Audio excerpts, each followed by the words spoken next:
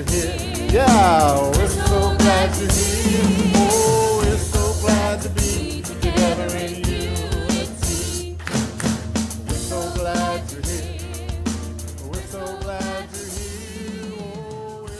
Oh, Metaphysics on the big screen, and last week we talked about A Beautiful Day in the Neighborhood, and this with me. Ooh. Waking Up from Illusion. Yeah. But before we dive into today's message, I have to confess that I've watched The Matrix recently and seriously considered wearing one of those long black trench coats this morning to set the mood, you know. But then I remembered, this is church, for one, not Comic-Con. And more importantly, I realized that leather trench coats aren't very forgiving in 90-plus degree weather. How many noticed we had a little sunshine yesterday and today, all right?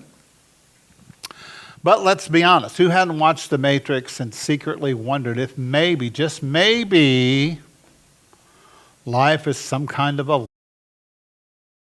Romans 12:2 says it like this: do not conform to this world, but be transformed by the renewing of your mind. Neo. Yeah. Right? Yeah.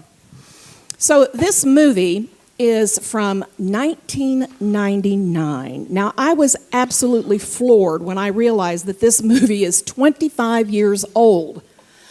I remember being a very early student of truth and sitting in the theater watching this with my two oldest boys and being like, because it was just speaking to so many of the things that I was learning back at that time. So, you know, this movie has kind of become an iconic exploration of illusion and truth, awakening and choice. And it invites us to ask some big questions like, what is real? Who am I? And what does it mean to wake up? So if you've never seen the movie... How many have not? Okay. Okay, all right, Okay. great. So it is a sci-fi movie, and it does have quite a bit of violence in it, which is why we're not going to show the trailer for you this morning. But it's okay. You know, it's like this futuristic... stylized world, but we're going to clue you in on what you need to know. So the first thing that happens in this movie is that we have Neo. He's the main character, and he's living what seems to be a normal life. He's a computer programmer by day, and he's a hacker at night. You know, but he just feels, like some of you. But he feels that something is off, and he can't explain it, but he's looking for something more. Can you identify with that feeling? It's like some people that find their way into unity in their, midlife is because they did the career that they were told to do, they did the family that they were told to do, they did, all the things that were supposed to fill them and make them feel fulfilled and happy, but something is still missing, right? So he feels that something is off. And so one night, his computer just randomly receives this cryptic message that says, "Wake up, Neo. Ooh. The Matrix has you." Wow. Oh. And then it tells him, "Follow the white rabbit." Of course. Okay. So soon, a woman shows up at his door, and she has a white rabbit tattoo, and so Neo decides that he's going to follow her. Now, this is kind of the moment where Neo is listening to that inner guidance. The white rabbit, we could say, symbolizes spiritual curiosity and kind of that nudge that there is something more. There's a nudge to awaken. It's the call of spirit. It's the still small voice, nudging us toward waking up. Wake up! The Matrix has you. And so all of us at some point, as I said, we begin to feel this maybe discontent with what life has offered us thus far. And we get this feeling that there is more to life than just this. there's more to life than just getting up and going to a job and coming home and zoning out on TV and getting up the next day and doing it all over again. There's got to be more to life than this. So when we listen to that inner urging, just like Neo, we begin our journey of awakening. And so Neo is hearing this call, but the question is, will he answer? So he was given a choice. How many know you always have a choice? Right? You have a choice. You can take the blue pill or the red pill. So this was a pivotal early scene where Neo met this mysterious man named Morpheus. What a name, right? Who confirms what Neo suspected.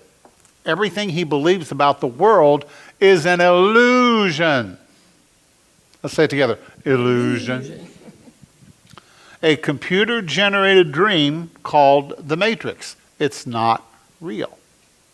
Now, people ask me all the time, James, do you believe that we're living in a computer simulation? And my response is no. And yes. It's not a computer simulation. It's an organic simulation that we have all come into the world to have relationships, right? To drive cars, to eat food, to walk in the sunshine, to sit in air conditioning like we are today, right? So we've all come here to do that. But Morpheus offers him a choice. He said, you take the blue pill and the story ends. You wake up in your bed and believe whatever you want to believe. You take the red pill, you stay in Wonderland, and I show you how deep the rabbit hole goes. This is a moment of spiritual decision. How many understand that you and I are presented with this moment many times throughout our lives? Right? In the beginning, we may not realize that that's what it is. And it takes a while to get prepared so that you're ready to make that choice. So, the red pill symbolizes the willingness to wake up. I'm willing to wake up. The blue pill symbolizes the comfort of ego, illusions, and unconscious living. How many know that people are living unconscious lives? If you want to see that in motion, just drive down Woodruff Road. Yes. Very unconscious. So, Neo chooses the red pill. That's his choice. How many know you have a choice? Which is the willingness to question everything. I remember when I was a small boy, I went to church, and I would ask the minister, I'd say, why do you do that? You know, what is God? What is this all about? And he said, you have too many questions. Stop questioning everything and just believe what we tell you, because it's the truth. So, so I'm supposed to be a mind-numbed robot.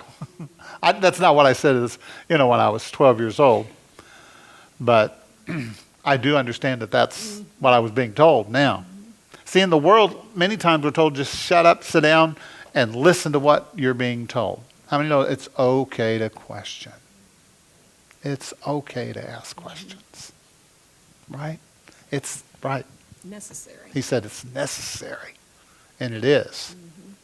So, it is the moment when you take the red pill that you say to yourself, I am ready to awaken. Are you ready for the journey? Do you want to know how deep the rabbit hole goes? Leah and I, we started talking a couple of years ago about going deeper. How many know we need to go deeper? We need to go deeper. It's important. And some people think going deeper is just knowing more stuff. You see, if you're an American, you know more stuff. You have so much information about so much. Now, information is good, but the whole point is what have you experienced? What have you opened yourself up to? Right? What have you allowed into your life? What kind of changes are you allowing to be made in your life?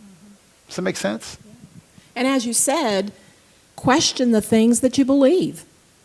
If you want to go deeper, then question what you're currently believing. Even if it's working for you, question it. Dive deeper into it. It's necessary in order to grow and come into more awareness of things. So question everything. And you know, one of the things that happens to us is that we think when we learn something that we've got it.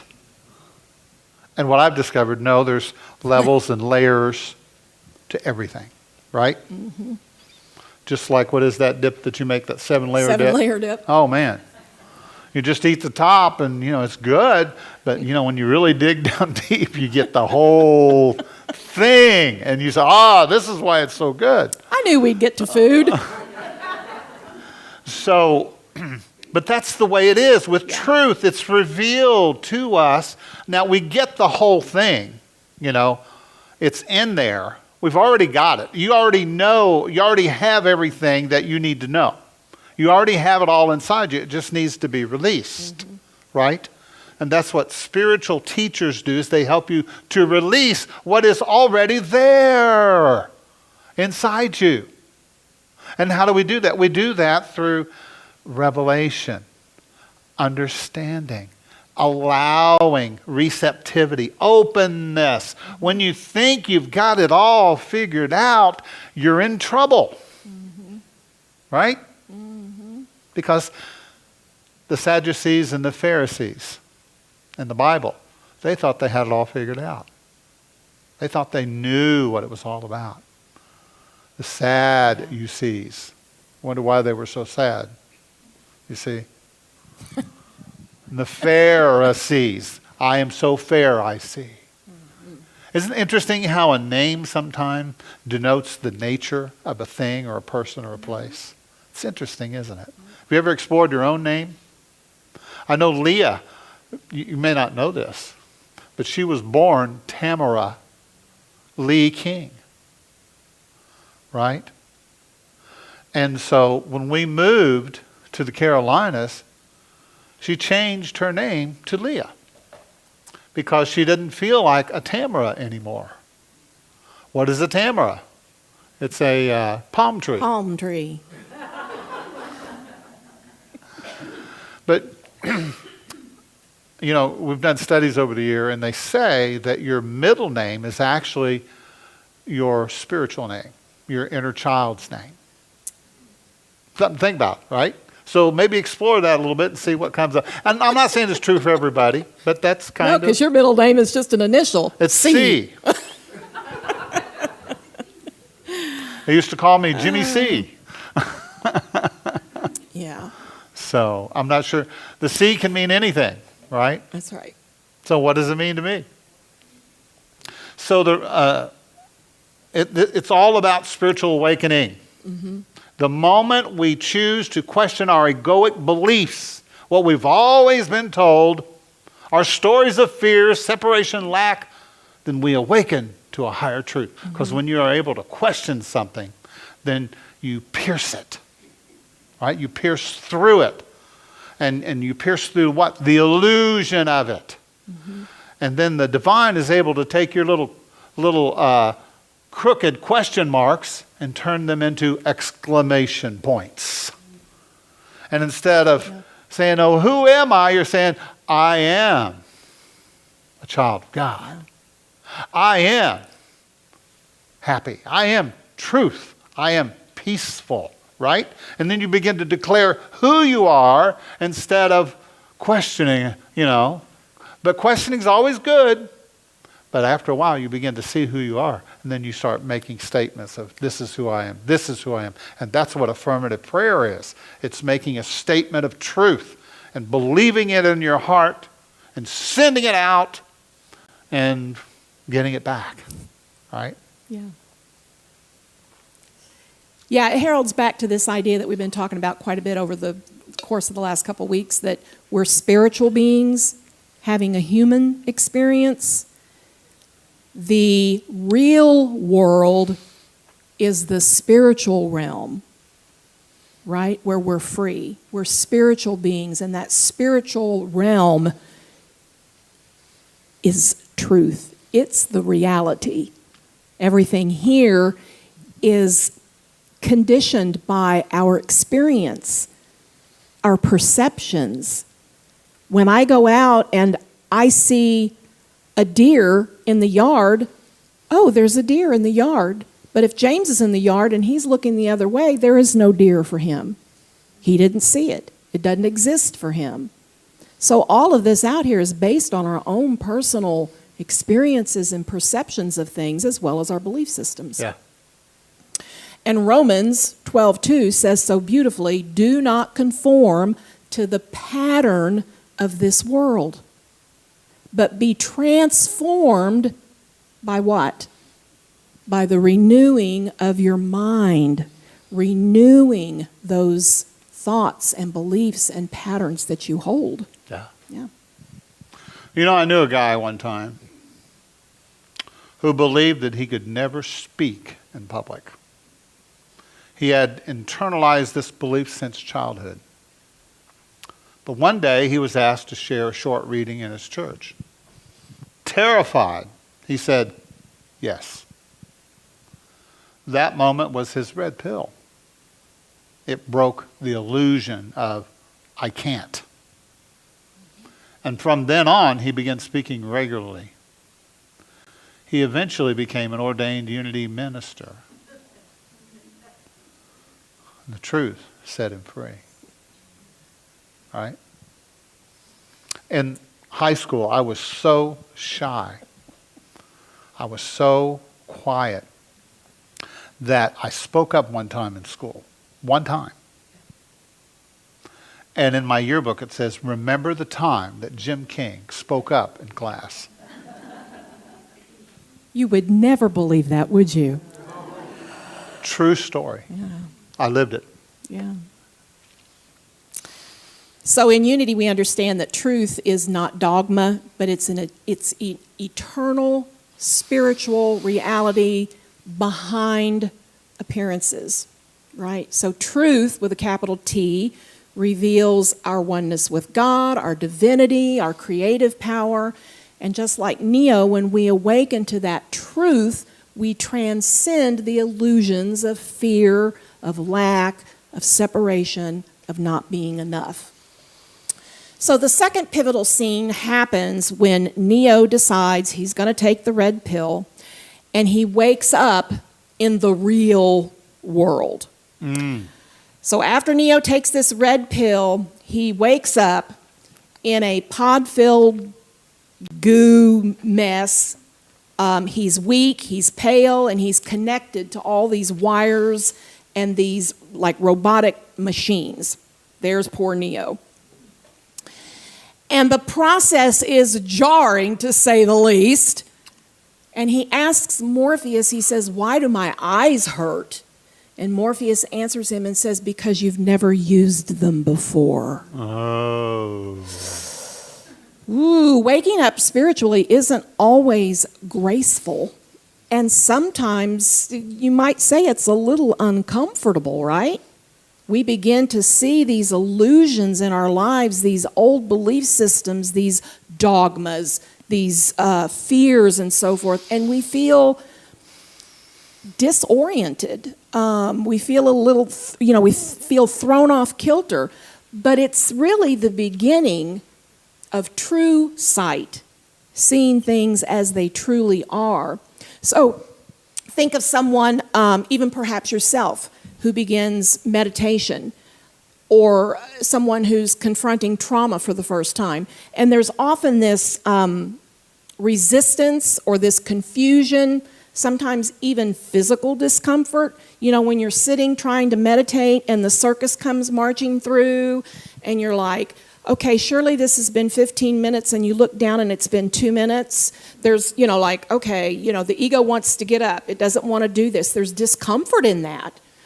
But it's a sign of really healing and coming into the awareness of truth and who you are. Yeah. It can be a sign of deep healing. Absolutely. So Morpheus, in the next scene, he explains to Neo that the Matrix is a computer-generated dream world built to keep us under control. Ooh. So the Matrix is the ego's illusion. The material world filtered through fear, separation, and judgment. We live in the world, the Bible says, but we are not of this world. Make sense? See, I can go and visit people who live in their own world and their own, it's like I visited people in different cultures, different countries, and different churches, different communities, and they have their own world that they've created, right? And you go and you visit. And it's like you understand that this is their world, and you don't necessarily feel like it's your world, right?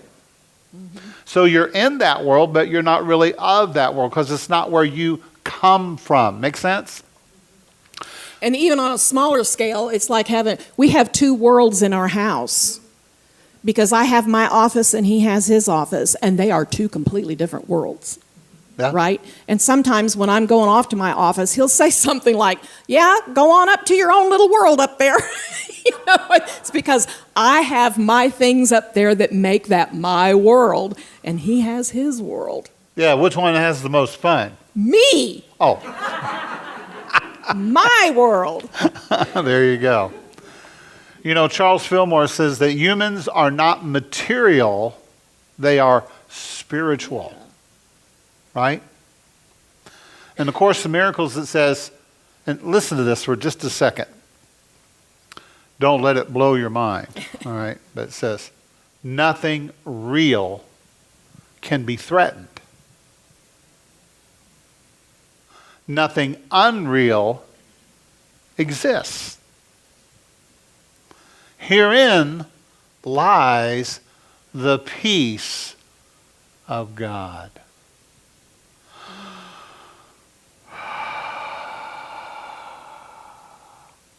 You might be saying, well, what does that mean?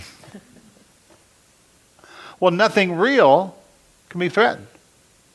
When you're coming from a place of truth, there's nothing that can really hurt you. Right? When you're coming from truth. Nothing unreal really exists. It's just what?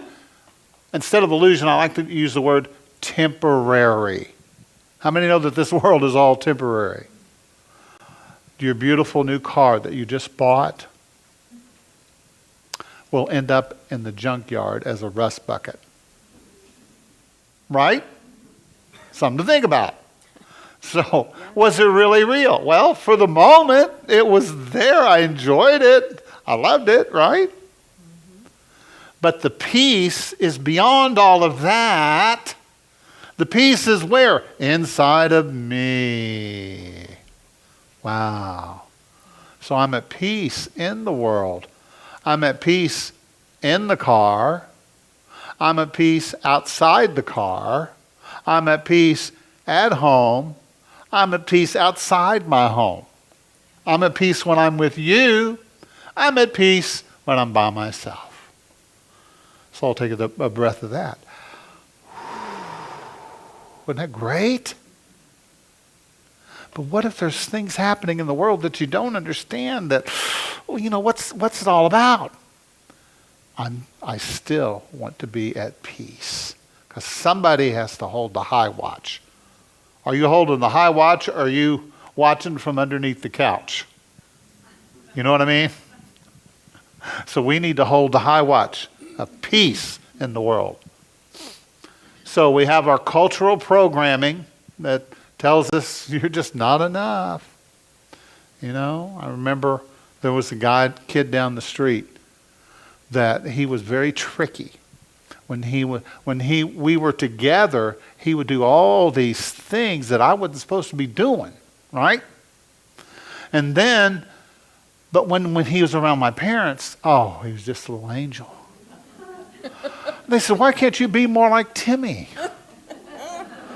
And I said, you don't know Timmy. Like I know Timmy, right? Yeah. So our cultural programming, is just made up. How many know it's all made up? It's all made up. Fear-based thinking that limits our dreams.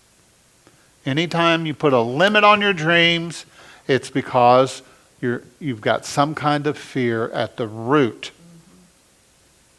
of it. Make sense? Yeah. There's some kind of fear. Unconscious habits and routines that keep us spiritually asleep. We are mesmerized and hypnotized, walking around like zombies. Oh, right? Just stumbling through the world. It's amazing. So just like Neo, we're called to wake up. We are called to break through the illusion and remember who we really are. How many know remembering who we are? Because you already know. You already know who you are. It's been inside you since you were a little child. You thought, there's something special I'm supposed to do. There's something good I'm supposed to do. There's some kind of purpose that I'm supposed to fulfill. Right? How many feel that? And you know what? You've always felt it, haven't you? You've always felt it, that you're here for a specific purpose, a particular purpose.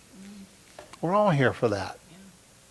And so we are divine beings of infinite potential. Let's say together, infinite potential. So what beliefs keep you plugged into the illusion? What would it take to unplug?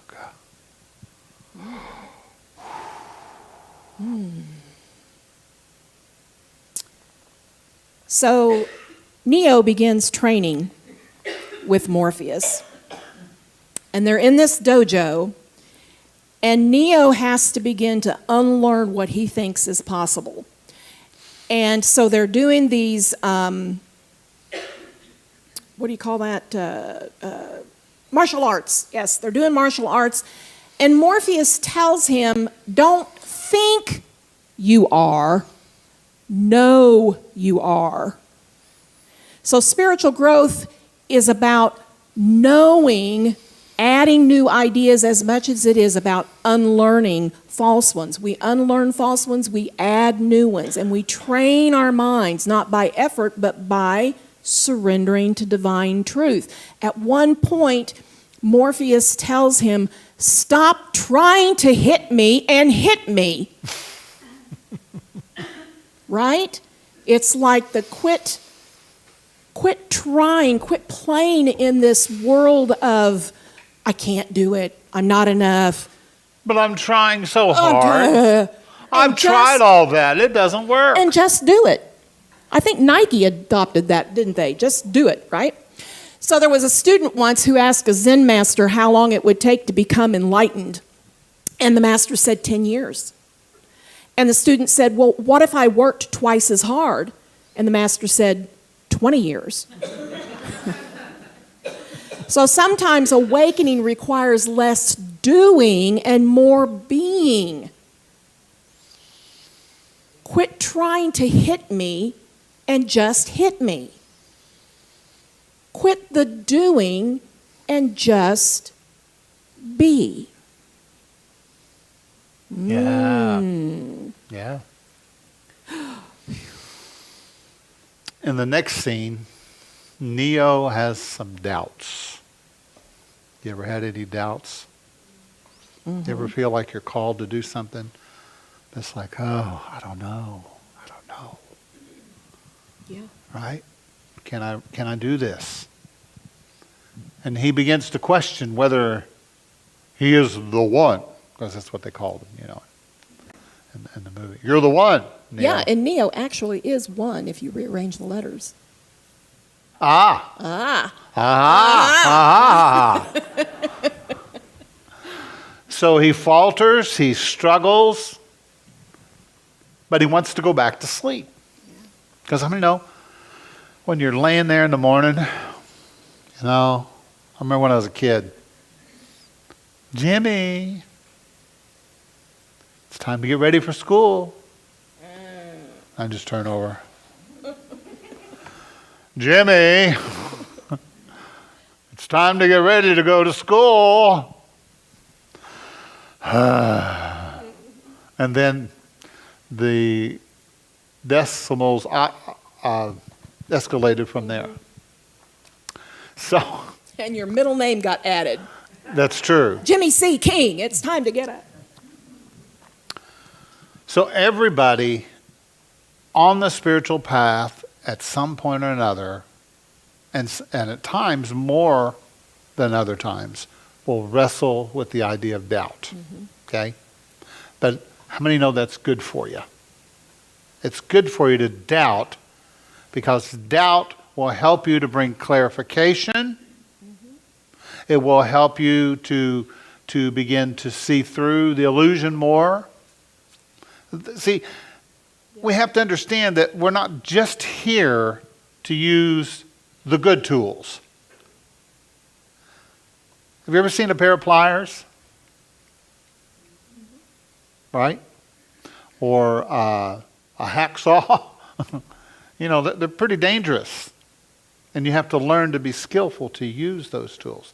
And it's the same way with this world. There are some things that are more dangerous than others, and we have to learn how to use the negative stuff and get a positive benefit from it, right? That show up in our lives.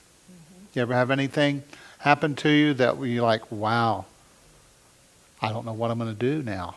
This is the hardest thing I've ever been through in my life. What am I going to do? Well, you have to call upon your true self.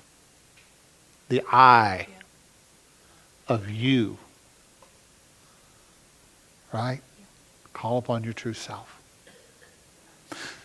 So. The matrix, the illusion, the temporariness that we live in is very seductive. Yeah. It's very sly, because it will urge you to just go back to sleep so easily. Yeah. You slide into, I'm just gonna flip on this news station for just a few minutes this evening and catch up. And then before you know it, it's an hour that's gone by, right?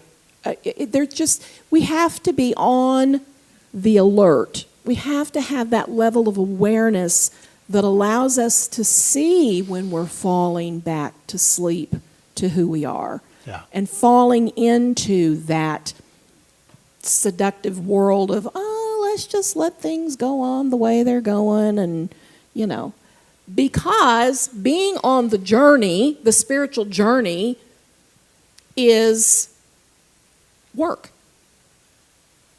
right? We're practicing, we're doing what we know to do all the time.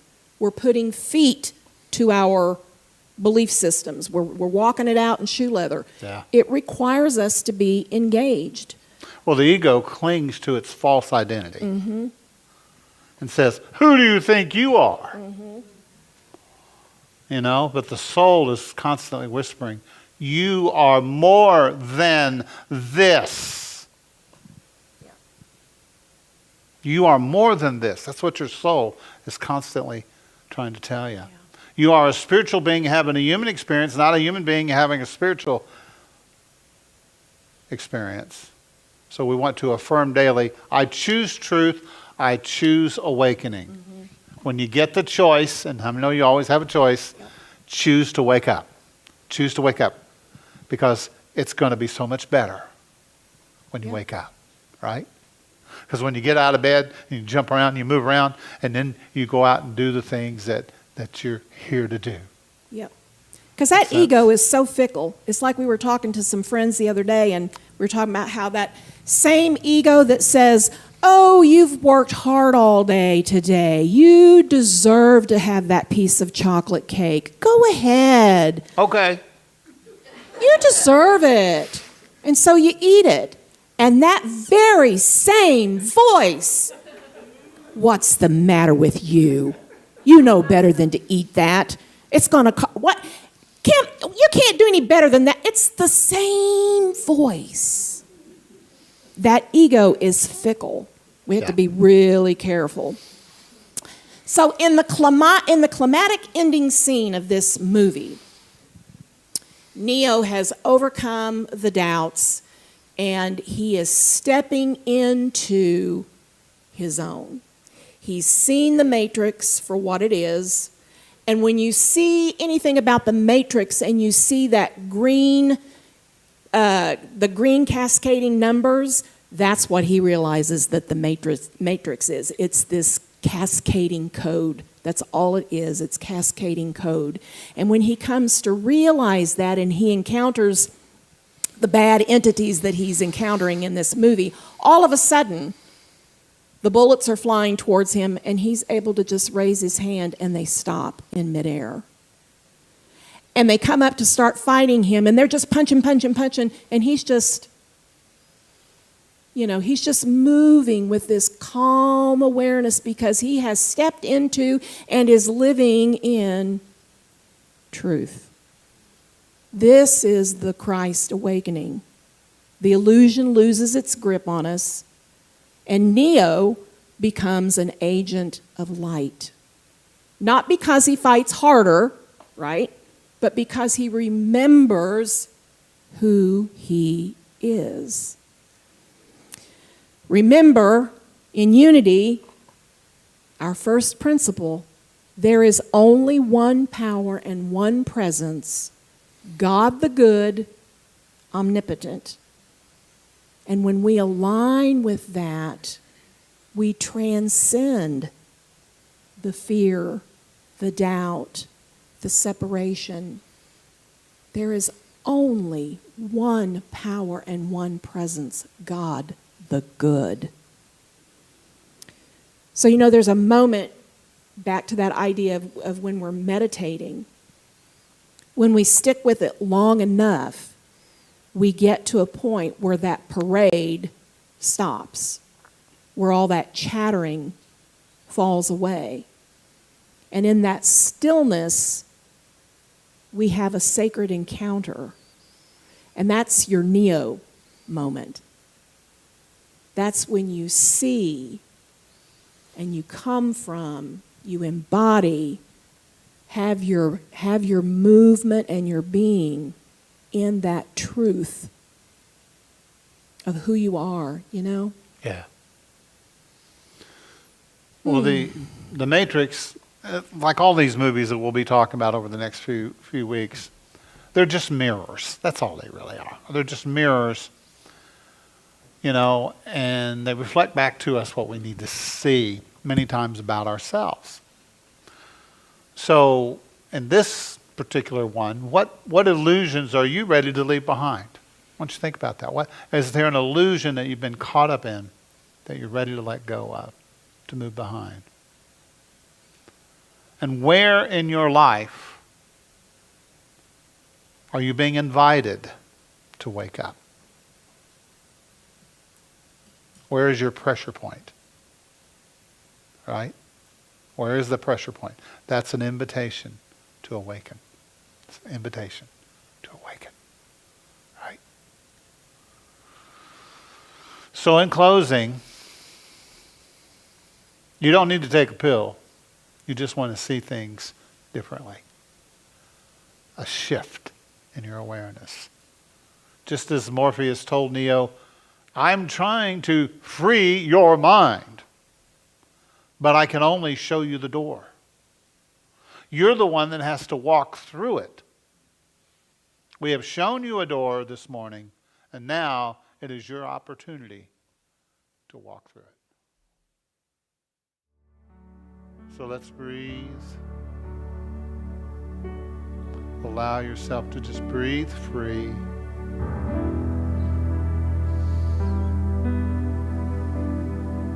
have anything that's come up for you this morning, I invite you to release it. And in its place, accept the gift of grace. A beautiful moment where Spirit just cuts through all the noise, the confusion, the fear, the misunderstandings, the hurt, the wounds, and touches your heart and heals and holds your heart, surrounds your heart with love, light.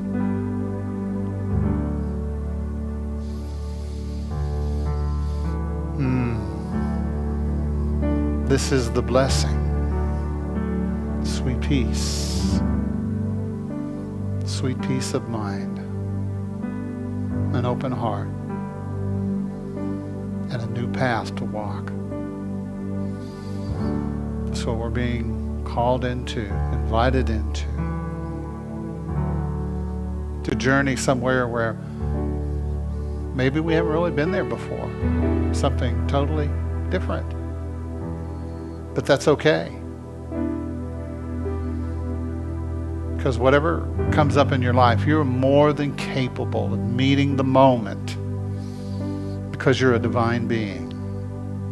And you have everything you need inside you to meet that moment. Perhaps there's a new career for you. Maybe a relationship. Maybe there's a new gift, a talent that wants to come forth in you. Maybe to paint, to draw, to write, to be creative. Yeah. You can never go wrong with creativity.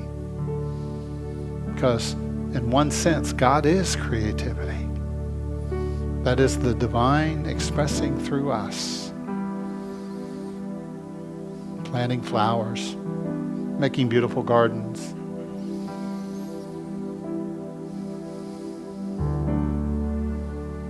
There's so many things that we're being brought into.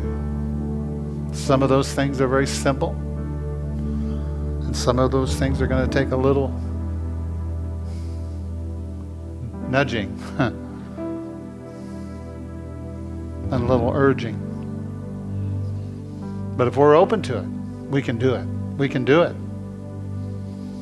So I'm inviting you to step into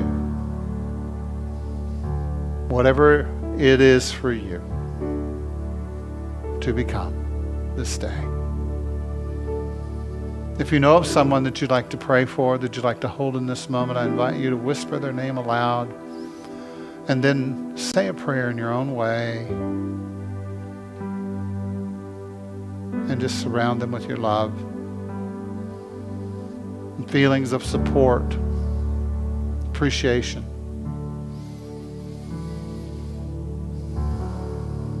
That they would receive this beautiful gift of grace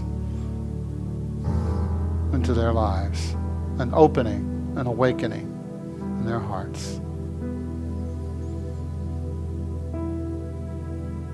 We also pray and affirm together for our nation and for our world. We envision a world that works for everybody. A world of peace.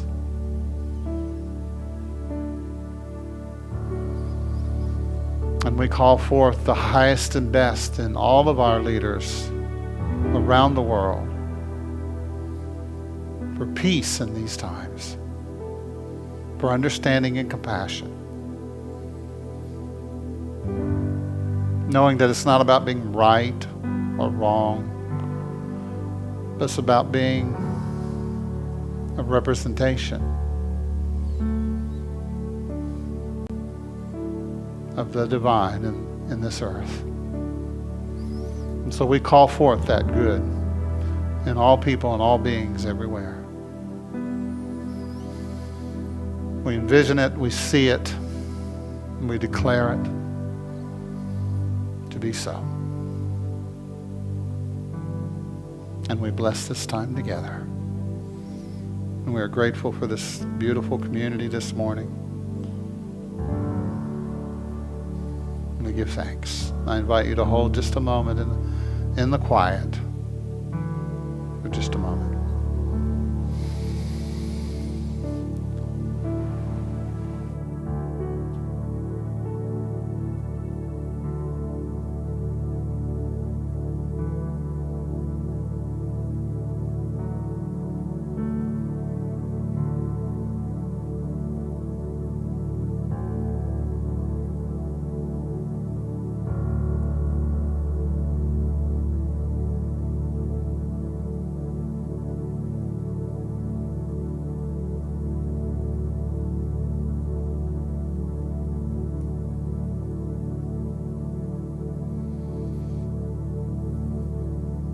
And now, so let's say together 3 times.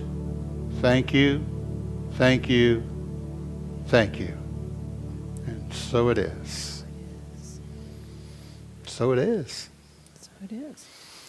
All right, take a moment just to reach, stretch. Maybe give out a little woohoo.